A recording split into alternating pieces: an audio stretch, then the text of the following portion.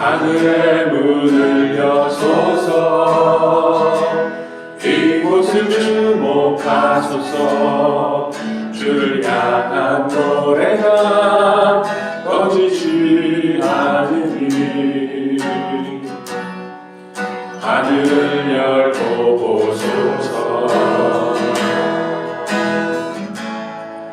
이곳에 임재하소서. 주님을 기다립니다. 기도의 향기가 하늘에 닿으니 주여 임재하여 주소서. 이곳에 오셔서 이곳에 앉으소서. 이곳에서 드리는 예배를 받으소서. 주님의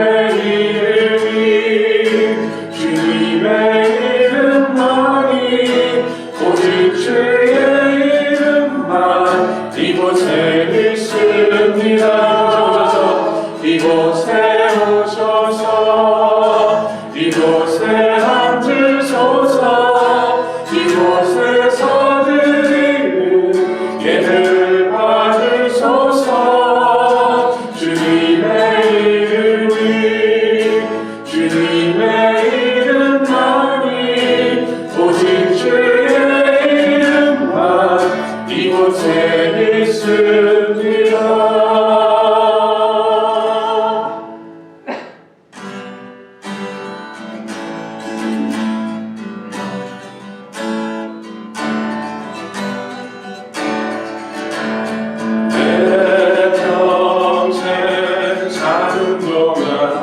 찬양하리 여호와 하나님 내 주를 찬양하리.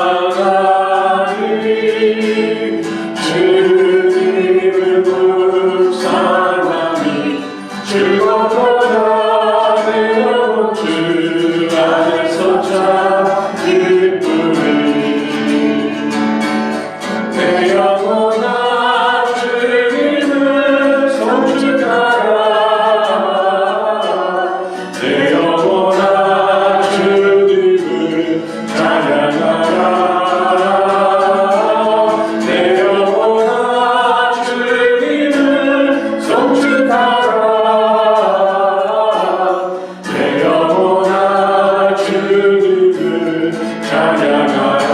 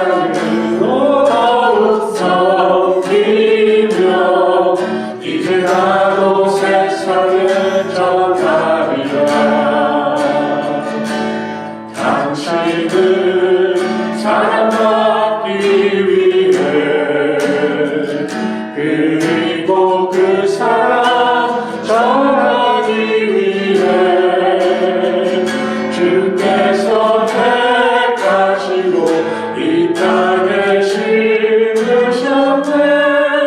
또 하나의 열매를 바라시며 감사해요. 깨닫지 못했었는데 내가 얼마나 소중한 존재라는 것. 태초부터 지금까지 하나님의 사랑을 항상 단련하고 있었다는 것.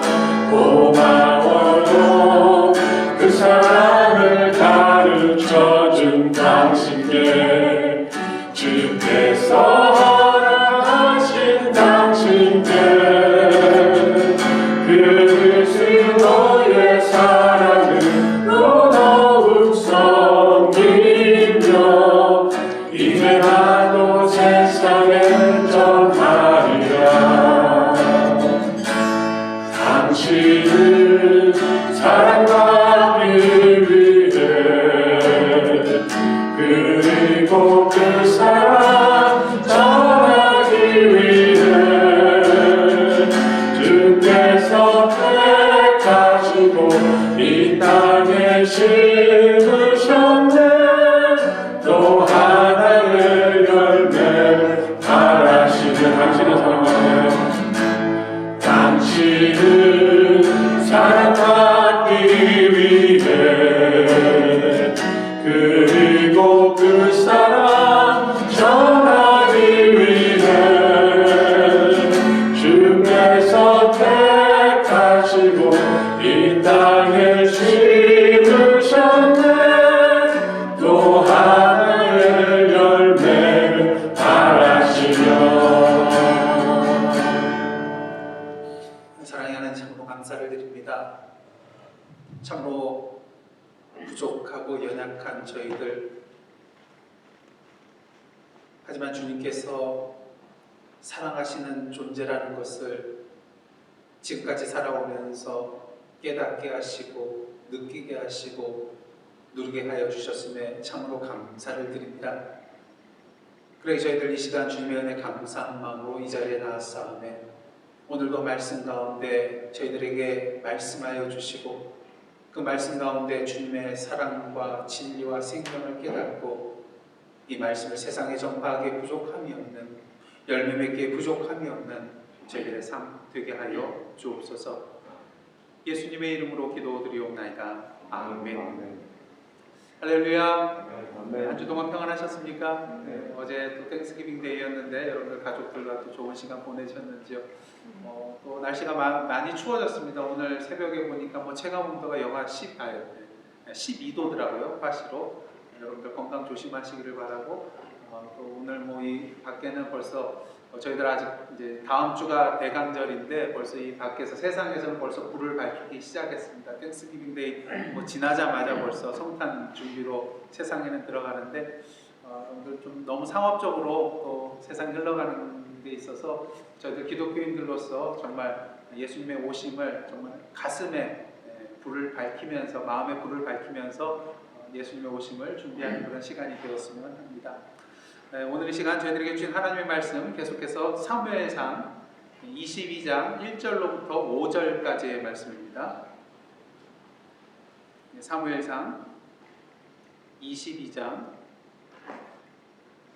1절로부터 5절까지의 말씀, 저와 여러분이 한 절씩 교독한 후에 마지막 5절은 함께 합독하시겠습니다.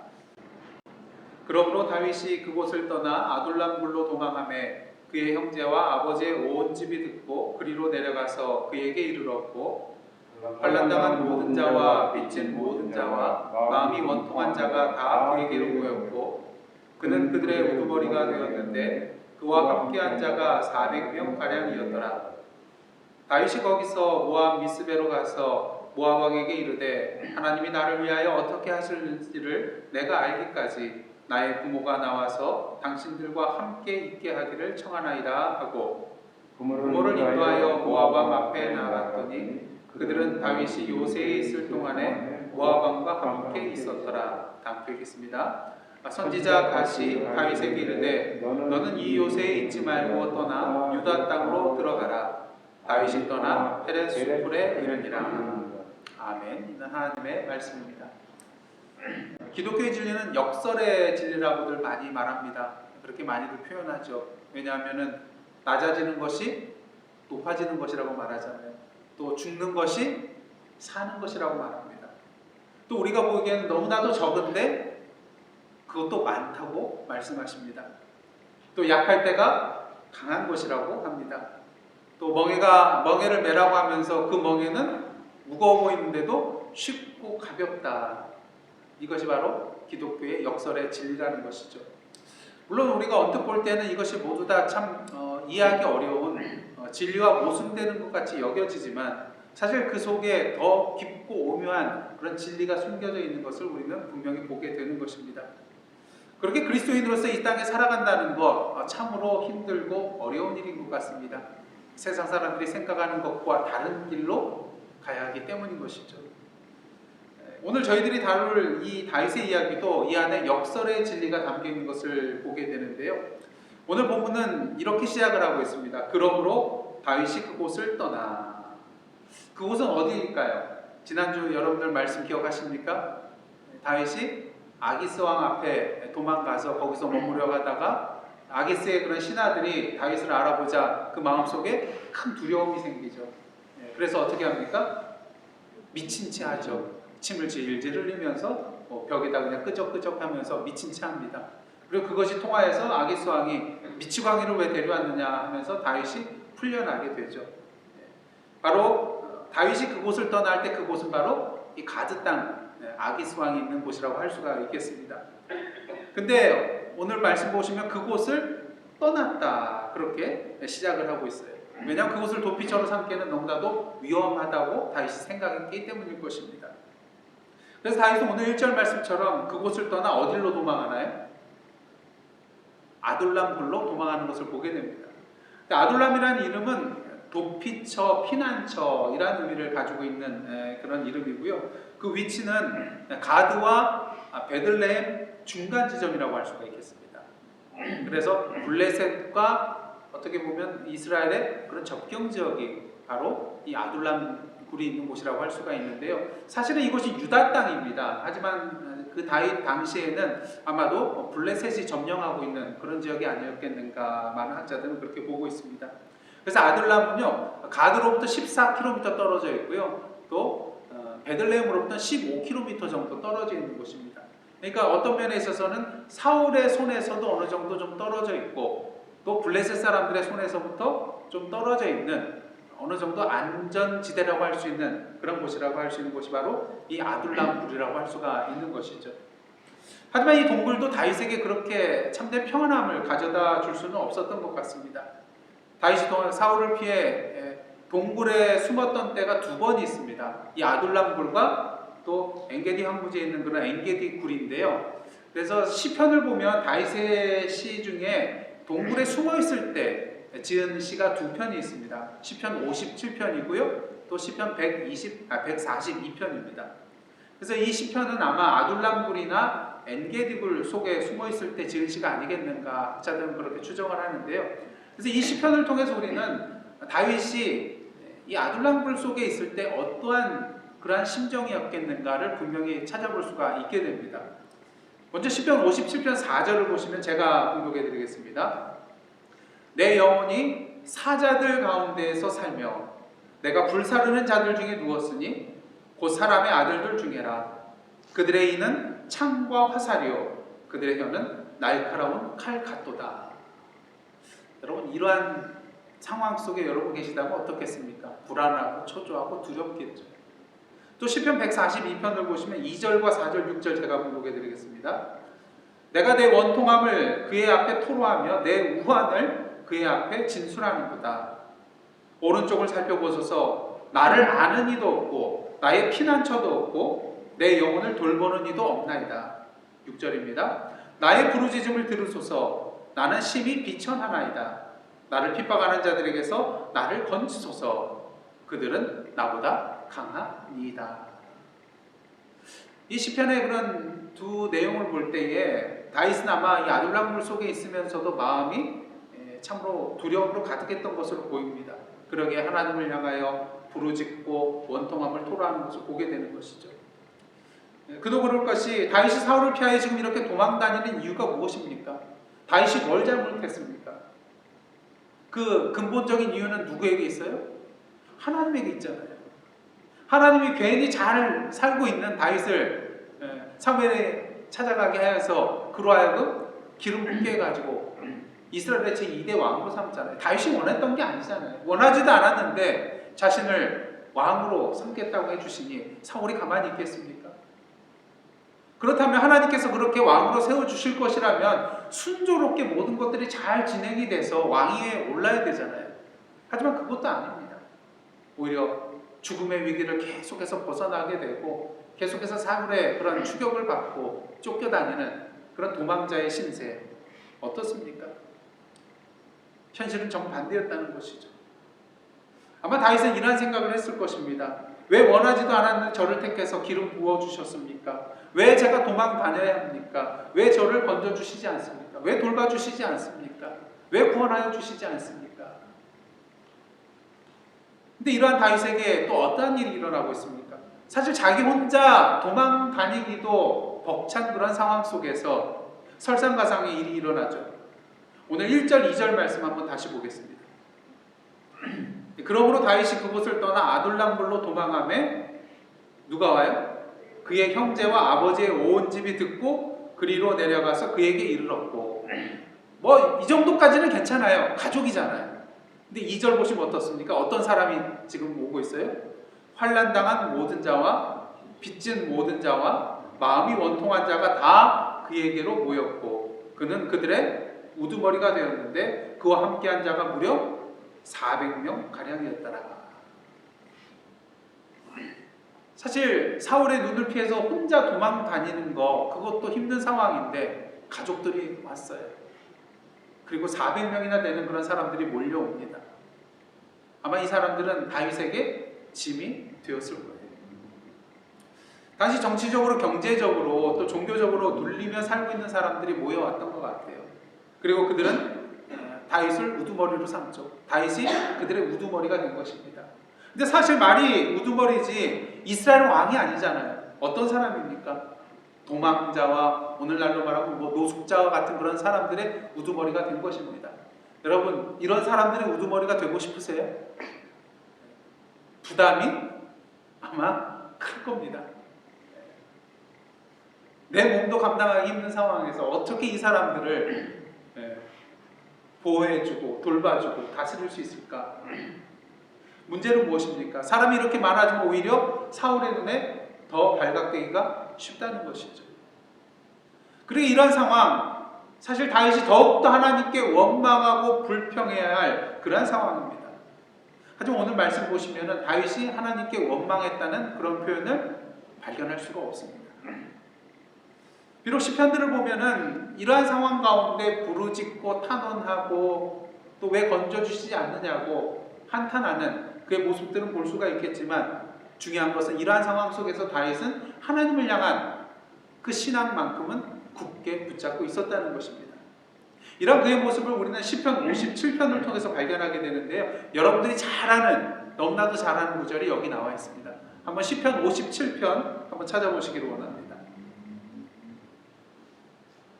시편 57편 7절로부터 11절까지를요 함께 한 목소리를 함께 합독하도록 하겠습니다.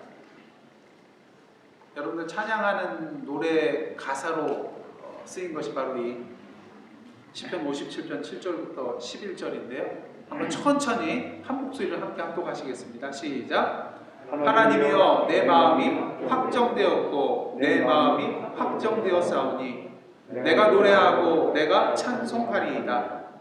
내 영광아 깰지어다. 비파야 수금아 깰지어다. 내가 새벽을 깨우리로다. 주여 내가 만민 중에서 주께 감사하오며 문 나라 중에서 주를 찬송하리이다. 무릇 주의 인자는 커서 하늘에 미치고 주의 진리는 궁창에 이르나이다. 하나님이여 주는 하늘 위에 높이 들리시며 주의 영광이 온 세계 위에 높아지기를 원하나이다. 아멘. 감사할 수 없는 중에 감사하고 있어요. 찬송할 수 없는 중에 찬송하고 있습니다. 그리고 다윗은 그에게 찾아온 가족과 무리들을 이끌고 아둘람굴을 떠나서 모압 땅으로 향하게 되는데요. 아무래도 베들레헴과 15km밖에 떨어져 있지 않은 이 아둘람굴이 좀 위험하다고 생각이 됐던 것 같습니다. 그래서 오늘 3절을 보시면 다윗이 어디로 갑니까? 모압 미스베로 갔다고 증언을 하고 있는데요. 오늘날 모압 미스베가 도대체 어디인지 정확히는 알 수 없지만 아마 모압 땅, 아마 남쪽 지역이 아니겠는가 그렇게 생각을 해보게 됩니다. 아마 사해 바다하고 아래쪽 지방이 아니었겠는가 그렇게 추정을 합니다. 중요한 사실은 다윗이 왜 그 많고 많은 그런 지역 중에 모압 땅으로 갔겠는가 두 가지를 생각해 볼 수가 있는데, 첫째는 자신의 증조부 룻이 어느 출신이에요? 모압 출신이에요. 그러니까 증조부의 고향으로 가면 뭔가 좀 보호를 받지 않겠는가 그런 생각도 있었을 것 같고요. 그다음 두 번째로 생각할 수 있는 것은 모압 왕은 당시 사울 왕과 적대적인 관계였습니다. 그래서 블레셋도 물론 적대적인 관계였지만 다윗이 어떻습니까? 블레셋에게 아주 완전히 가시 같은 존재잖아요. 그런 반면에 모압은 다윗과 아무런 관계가 없습니다. 그러기에 모압으로 가면 오히려 더 보호를 받을 수 있지 않겠는가 그러한 생각을 했을 수도 있다는 것이죠. 그러게 모압 땅에 들어간 다윗은 모압 왕에게 나아가 이렇게 간청을 합니다. 3절 말씀 제가 공독해 드리겠습니다. 다윗이 거기서 모압 미스베로 가서 모압 왕에게 이르되, 어떻게 간청을 하냐면요, 하나님이 나를 위하여 어떻게 하실지를 내가 알기까지 나의 부모가 나와서 당신들과 함께 있게 하기를 청하나이다. 자신의 부모를 모압 왕에게 맡기는데 언제까지 맡겨요? 하나님이 자신을 위하여 어떻게 하실 것을 알기까지입니다. 다윗의 이 말이야말로 다윗이 어떠한 신앙의 소유자인지를 우리에게 분명히 보여주는 그러한 말이라고 할 수가 있을 것입니다. 하나님의 뜻을 알게 될 때 언제든지 그 하나님의 말씀대로 순종하며 떠나겠다는 그런 의미가 이 안에 담겨져 있기 때문인 것이죠. 그렇다면 이 다윗의 고백은 진실한 고백이었을까? 우리가 간혹 이런 다윗의 고백을 의심할 수 있는 이유는 우리가 그렇게 살지 못하기 때문이거든요. 우리는 종종 어떻습니까? 어떤 말을 들었을 때 기도해보고요, 주님께서 응답해 주실 때까지 기다려 주십시오, 이런 말을 할 때가 많이 있습니다. 근데 많은 경우를 보면은 정말 믿음을 가지고 하나님의 때를 기다리기 위해서 이런 말을 하기보다는 일단 이 순간을 벗어나고자 하는 그런 의미에서 이런 말을 할 때가 많이 있다는 것이죠. 또한 하나님께 순종하기 싫어서 조금이라도 시간을 연장시키기 위해서 이런 말을 할 때가 있다는 것입니다. 사실 다윗이 모압 왕에게 이러한 말을 했다는 것은 모압 땅에 계속 머물기 위한 하나의 명분에 불과한 말일 수도 있을 것입니다. 하지만 우리는 이러한 다윗의 말이 그냥 명분에 불과한 말이 아니다는 것을 분명히 알 수 있는데요, 5절을 통해서 분명히 알 수 있습니다. 5절 말씀 다 함께 읽겠습니다. 시작. 선지자 갓이 다윗에게 이르되, 너는 이 요새에 있지 말고 떠나 유다 땅으로 들어가라. 다윗이 떠나 헤렛 수풀에 이르니라. 선지자 갓이 와서 말할 때에 다윗이 어떻게 합니까? 하나님의 이 말씀대로 미련 없이 이 요새와 같은 이 모압 땅을 떠나는 것을 보게 됩니다. 중요한 사실, 하나님께서 이 선지자 갓을 통하여서 하신 말씀이 뭐냐는 것입니다. 뭐라고 했어요? 요새에 있지 말고 떠나 유다 땅으로 들어가라. 사울의 그런 계속된 추격에 의해서 참으로 심신이 지쳐있고 또 두려운 그런 상황이었는데, 이제 모압 땅에 가서 어느 정도 마음의 여유를 가지고 평안을 찾은 것처럼 그렇게 생각을 했는데, 하나님께서 지금 뭐라고 하세요? 이 요새를 떠나. 그것까지 좋습니다. 근데 어디로 들어가라 그래요? 유다 땅으로 들어가라고 말을 하고 있습니다. 사실 다윗이 이 모압 땅에 머물면서 400여 명의 사람들이 있잖아요. 물론 모압지졸과 같은 그런 사람이지만 충분히 훈련시키면 그래도 사울의 추격하는 그런 군대에 대해서 맞설 수 있는 그런 인원이라고 할 수가 있겠습니다.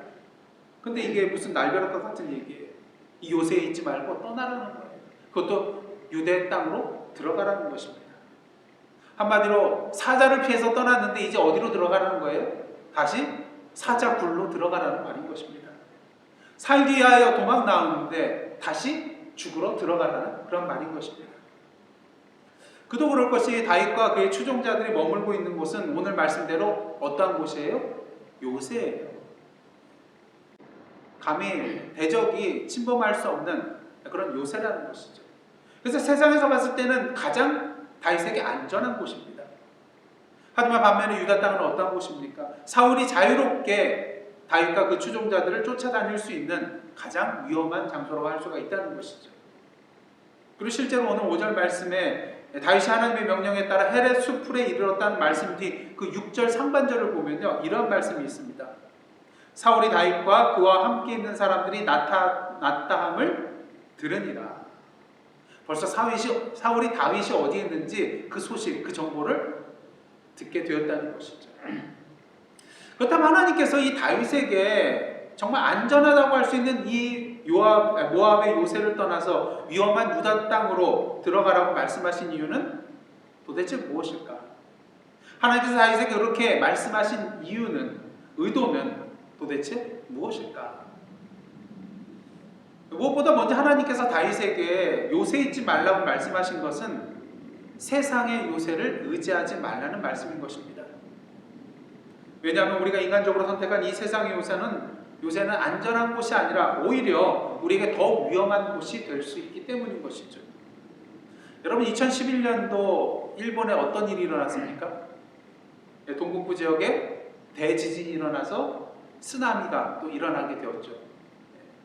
그래서 수만 명의 그런 사상자와 또 18만 명의 이재민이 발생했고요. 또 후쿠시마 원전의 그런 누출 사고로 인해서 지금 그때의 재앙은 그냥 일단락된 것이 아니라 지금까지도 현재 진행형으로 진행되고 있다는 것을 우리 뉴스를 통해서 계속해서 접하게 되는 것입니다.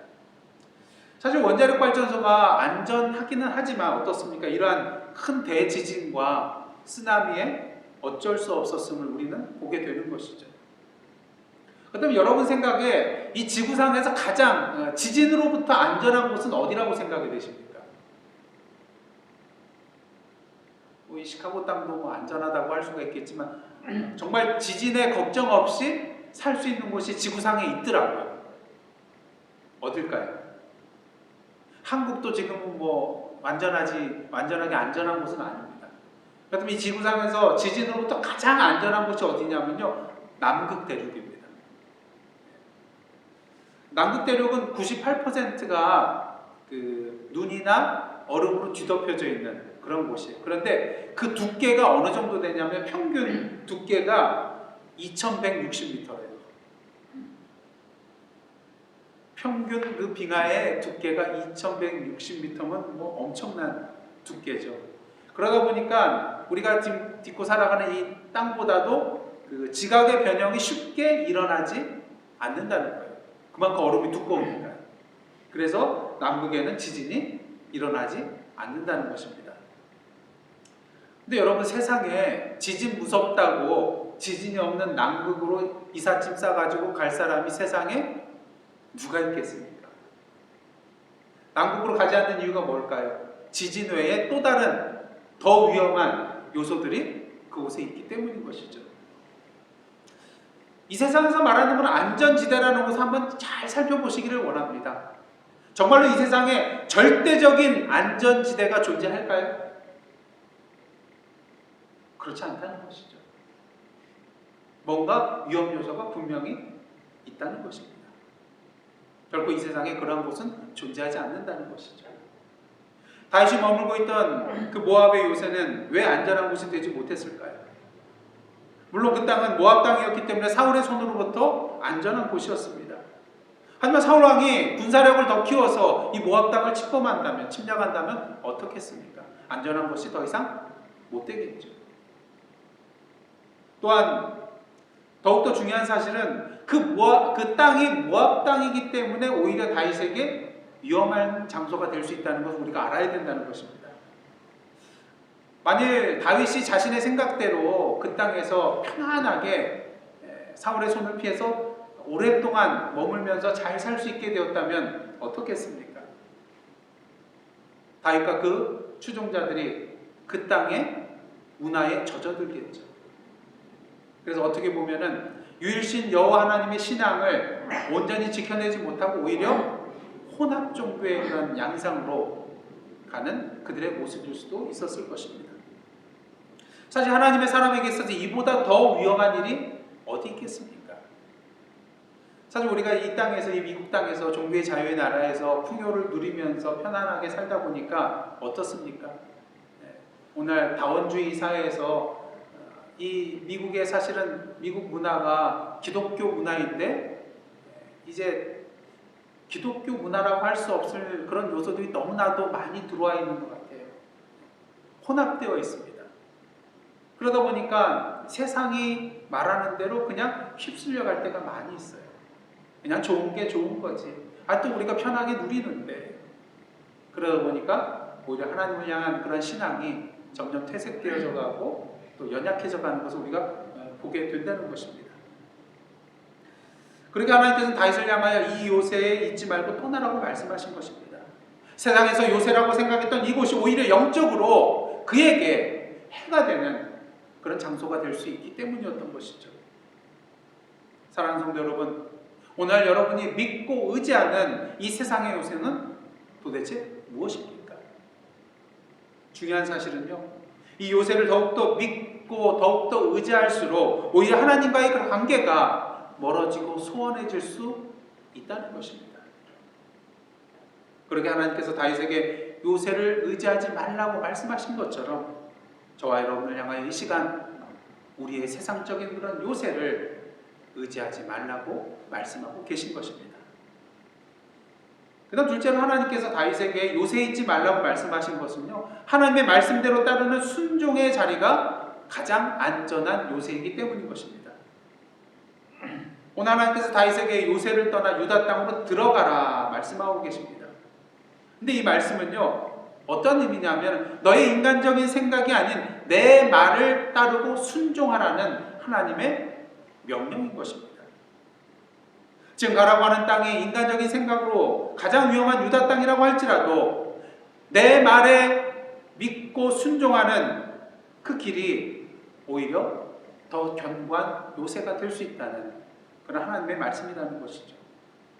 그렇게 사무엘상 23장 14절은 이러한 주님의 말씀에 순종하며 나아가는 다윗에 대해서 이렇게 묘사를 하고 있습니다. 제가 사무엘상 23장 14절 제가 공독해 드리겠습니다. 다윗이 광야의 요새에도 있었고 또 십광야 산골에도 머물렀으므로 어떻게 됩니까? 사울이 매일 찾되 하나님이 그를 그의 손에 넘기지 아니하시니라. 실제로 사무엘상 23장을 보시면요, 10사람들이 사울 왕에게 다윗이 있는 곳을 계속해서 알려주게 됩니다. 그리고 이로 말미암아 다윗이 거의 정말로 잡힐 지경에 이르렀는데요, 그때 어떻습니까? 전령이 갑자기 와서 사울에게 보고를 하죠. 블레셋 사람들이 침략해 왔다고. 그래서 어떻게 합니까? 지금 조금만 더 가면은 다윗을 잡을 수 있는 그런 상황인데 어쩔 수 없이 돌아가게 되는 그의 모습을 보게 되는 것입니다. 무엇을 보여주고 있습니까? 세상적으로 봤을 때는 가장 위험한 장소일지라도 그곳이 바로 하나님께서 말씀하신 곳이라면 그곳이 가장 안전한 곳이라는 것입니다. 여러분, 들짐승이 무서운 이유가 무엇입니까? 들짐승이 아무리 멀리 떨어져 있다 할지라도 그 목에 줄이 메어져 있지 않기 때문에 우리는 들짐승이 두려운 거예요. 지금 눈에 보이지는 않지만, 나타나 있지는 않지만 언제 어디서 그 들짐승을 만나게 될지 모르기 때문에 그 들짐승이 두려운 것입니다. 하지만 어떻습니까? 그 들짐승의 목에 줄이 단단히 매어 있다면 아무리 그 들짐승이 내 눈 앞에 있다 할지라도 두려워할 존재일까요? 그렇지 않다는 것입니다. 다윗은 이러한 진리를 양을 치던 그런 목동 때부터 분명히 알고 있었습니다. 그렇게 사무엘 17장 골리앗과의 그런 싸움에 앞서서 사울왕 앞에 뭐라고 하고 있습니까? 여호와께서 나를 사자의 발톱과 곰의 발톱에서 건져내셨은즉 나를 이 블레셋 사람의 손에서도 건져내시리이다. 무엇을 말해요? 그 들짐승과 같은 그 블레셋 골리앗 장군이라 할지라도 하나님에 의해 목줄이 단단하게 메어져 있는 그런 존재라는 거예요. 내 앞에서는 아무것도 아니라는 것입니다. 그리고 오늘 보면 3절을 보시면 다윗이 모압왕 앞에서 하나님께서 자신을 위하여 어떻게 하실지를 알기까지 부모를 모압왕에게 맡기잖아요. 부탁을 하잖아요. 근데 언제까지요? 하나님의 뜻을 알기까지. 세상에서 가장 안전한 장소는 어디입니까? 바로 하나님께서 말씀하시는 곳입니다. 그런 의미에서 다윗과 사울의 차이는 무엇입니까? 다윗은 지금 세상적으로 봤을 때는 두려움과 불안에 떨 수밖에 없는 가장 위험하고 위험한 장소에 서 있지만 그곳이 어디였어요? 항상 하나님께 묻고 하나님께 답을 듣고 또 하나님께서 말씀하신 그곳이기에 함께 하시는 그곳이기에 가장 안전한 곳에 서 있었습니다. 반면 사울은 어디에 있나요? 세상적으로는 왕이라는 그런 권력의 안전한 장소에 서 있는 그였지만 여호와 하나님께 묻지 않는 그런 불순종의 자리로 나아갔을 때에 하나님의 영이 그에게서 떠나고 하나님께서 부르신 악령이 그에게 임하시는 것을 우리는 분명히 보았습니다. 그러게 오히려 사울은 영적으로 가장 위험한 장소에 서 있었다는 것을 우리는 분명히 보게 되는 것이죠. 혹시 지금 세상에서 말하는 가장 안전한 요새에 머물러 계십니까? 그곳에 영원히 안주하며 살고 싶으십니까? 근데 하나님께서 말씀하세요. 그 요새에 있지 말고 나와서 내가 말하는 유다 땅으로 들어가라. 오늘도 세상에서 말하는 이 요새, 인간적으로 내가 원하는 요새가 아니라 비록 위험하고 불안전한 그런 곳이라 보일지라도 하나님께서 말씀하시는, 하나님께서 동행하여 주시는, 주님께서 친히 지켜주시는 주님의 요새로 나아가시는 저와 여러분의 삶이 되시기를 원합니다. 그 다음 마지막으로 하나님께서 요새에 있지 말라고 말씀하신 것은요, 다윗이 도망자가 아니라 사명자라는 말씀인 것입니다. 하나님은 다윗에게 요새를 떠나서 유다 땅으로 들어가라고 말씀하셨습니다. 그 이유는 하나님께서 보실 때에 다윗은 결코 도망자가 아니라, 도망자의 신분이 아니라 아직 왕위에 오르지는 않았지만 하나님의 기름 부으심을 받은 앞으로 이스라엘의 2대 왕이 될 그러한 자였기 때문인 것입니다. 그러게 다윗은 도피처인 이 모압 땅 요새에 머물러 있어야 할 사람이 아닙니다. 물론 표면적으로는 도망 다녀야 할 사람이죠. 하지만 하나님께서 자신을 불러주시고 세워주셨음을 분명히 깨닫고 사명자로 담대하게 살아가야 할 다윗이었던 것입니다. 사실 다윗은 10여 년 동안 도망자의 삶을 삽니다. 하지만 하나님의 말씀에 순종하여 이 모압 요새를 벗어나서 유다 땅으로 나아간 이후 다윗의 모습을 보면 결코 도망자의 모습이라고 할 수 없는 모습들을 우리는 계속 연속해서 보게 되는 것을 말씀을 통해서 알게 됩니다. 다윗은 이제 더 이상 도피처인 요새를 찾는 사람이 아니라 어떤 사람이 돼요? 도피처를 찾는 사람들의 요새가 되어주고 있는 것을 보게 됩니다. 오늘 본문을 보시면 환난당한 모든 자들, 빚진 모든 자들, 마음이 원통한 모든 자들이 그에게로 나왔고 다윗은 그들을 품어주는 것을 보게 됩니다. 도망자라면 이렇게 품을 수가 있겠을까요? 품지 못한다는 것이죠. 오히려 이 모든 사람들의 요새가 되어주는 다윗을 보게 되는 것입니다. 또 오늘 보면 이후의 말씀을 보시면요, 사울이 높당에 있는 제사장 아히멜렉이 다윗의 도망을 도와줬다는 그러한 보고를 받게 됩니다. 그래야 어떻게 하죠? 이 죄를 물어서 아히멜렉과 제사장 85인을 죽이는 죄를 범하게 되는 것을 보게 됩니다. 이때 간신히 아히멜렉의 아들인 아비아달이 간신히 도망 나와서 다윗에게 가서 이 소식을 알리게 되죠. 이때 다윗은 이 소식을 듣고 이 모든 비참한 사건은 내 탓이다, 나 때문이다 이렇게 말하면서 아비아달에게 이러한 말을 합니다. 사무엘상 22장 23절인데요. 제가 봉독해 드리겠습니다. 두려워하지 말고 내게 있으라. 내 생명을 찾는 자가 네 생명도 찾는 자니 네가 나와 함께 있으면 안전하리라. 누가 함께 있으면 안전하리라고 말하고 있어요? 나와 함께 있으면. 그 나는 어떠한 나입니까? 그저 인간적인 다윗이 아니라 여호와 하나님과 함께하고 있는 나, 다윗이라는 거예요. 그러니 여호와 함께 있는 나와 네가 함께 있다면 이것은 곧 안전한 곳이 된다는 그런 다윗의 말인 것입니다. 뿐만 아니라 다윗은 자신의 동족의 생명을 걱정하는 자로 서게 됩니다. 도망자의 위치에 있음에도 불구하고 어떻습니까? 블레셋 사람들이 그일라를 쳤다는 그런 소식을 듣고 어떻게 하나요? 여호와 하나님으로부터 가서 블레셋을 치고 그일라를 구원하라는 그러한 말씀을 듣게 되는 것을 보게 됩니다. 그래서 다윗이 어떻게 하나요? 도망자의 신분임에도 불구하고 또 모든 사람들이 만류합니다. 그래서 사무엘상 23장 3절을 보시면 이러한 말씀이 있어요. 다윗의 사람들이 그에게 이르되 보소서 우리가 유다에 있기도 두렵거든. 바로 사울이 지척에 있는 이 유다 땅에 있는 것도 두려운데 하물며 그일라에 가서 블레셋 사람들의 군대를 치는 일이리까. 이렇게 하면서 만류하는 것을 보게 됩니다. 하지만 하나님으로부터 그일라로 내려가라. 내가 블레셋 사람들을 네 손에 넘기리라. 이 말씀을 들은 다윗은 어떻게 합니까? 그 모든 만류를 뿌리치고 그일라로 내려가 블레셋 사람들을 쳐서 그일라 백성들을 구해내는 것을 보게 되는 것입니다. 근데 이것이 다가 아니에요. 다윗은 자신의 생명을 노리고 있는 이 사울을 죽일 수 있는 기회가 몇 번이나 있었어요? 2번이나 있었잖아요. 근데 이 기회를 그냥 흘려보냅니다. 하나님의 기름 부음 받은 이 사람을 내가 어떻게 죽일 수 있느냐, 그 생명을 내가 어떻게 해할 수 있느냐 하면서 이 사울을 그대로 살려주는 것을 보게 됩니다. 여러분, 이러한 상황이라면 누가 도망자라고 말할 수 있겠습니까?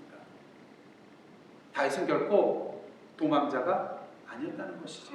이제 그는 더 이상 가두왕 아기사 앞에서 생명을 보존하기 위해서 미친 채 하던 다윗, 사울왕 앞에서 두려워하면서 도망하던 그 연약한 다윗이 아니라는 것입니다. 이제는 하나님께 사명을 받은 자로서 그 사명을 온전히 감당하는 사명자로 서 있는 것을 우리는 분명히 보게 된다는 것이죠. 혹시 오늘도 여러분의 인생 가운데 안전한 요새를 찾고 계십니까? 그곳에 피하면서 머물러 계시고 싶으십니까? 하지만 하나님께서 말씀하세요. 너는 이 요새에 있지 말고 떠나 유다 땅으로 들어가라. 세상이 말하는 그 안전한 요새, 세상이 믿는 그 요새는 궁극적으로 우리를 영원히 지켜줄 수 없는 곳이기 때문입니다. 하나님께서 말씀하시는 그곳이 바로 우리의 영원한 피난처이기 때문인 것입니다. 그리고 궁극적으로 하나님의 자녀된 우리는 더 이상 이 세상에서 도망자가 아니라 하나님이 부르신 그곳에 서 있어야 할 사명자이기 때문인 것입니다. 그리고 오늘도 결코 두려워하지 마시고 낭망하지 마시고 포기하지 마시기를 원합니다. 오히려 여호와 하나님을 믿고 오늘의 유다 땅으로 나아가 담대하게 하나님 앞에서 사명자로 살아가시는 저 여러분의 삶이 되기를 원합니다. 그럴 때 우리는 다윗처럼 감사할 수 없는 중에 감사하게 되고요, 찬송할 수 없는 중에 찬송하게 되고요, 주님의 함께 하심과 주님의 능력으로 말미암아 우리의 사명을 온전히 감당할 수 있게 되는 것입니다. 매주 금요일마다 우리 찬양하시는 우리 빌리김 집사님, 캐티김 집사님, 여러분 캐티김 집사님 그 상황을 아시잖아요. 감사할 수 있는 상황인가요? 찬송할 수 있는 상황인가요? 그럼에도 불구하고 하나님이 주신 자리가 여기기에 이 자리에 나와서 감사하고 찬송하고 계시는 것입니다. 그리고 하나님께서 그 길을 붙들어주고 계십니다. 그런 의미에서 이 시간 여러분 믿음으로 선포하기를 원합니다. 한번 다 같이 따라 하시기를 원합니다. 나는 도망자가 아니라 사명자입니다. 다윗의 모습이 바로 저와 여러분의 모습이 되기를 원합니다.